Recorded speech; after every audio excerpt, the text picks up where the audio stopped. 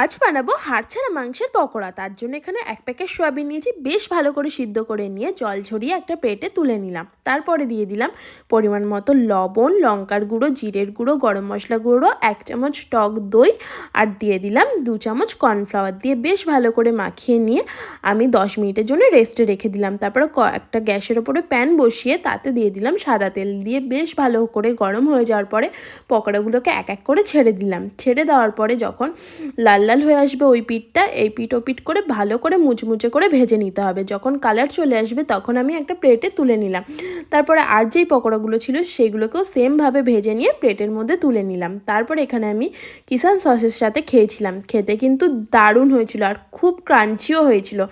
তোমাদের বাড়িতে যদি কোনো গেস্ট আসে তাদের যদি এইভাবে পকোড়া করে দাও তারা এমনিতেই খুশি হয়ে যাবে। তো দেখো এবার খেয়ে বলবো। আগেই বললাম দারুণ হয়েছিল, সত্যিই দারুণ হয়েছিল। তোমরা একবার ট্রাই করো, খুব ভালো লাগবে। চলো টাটা।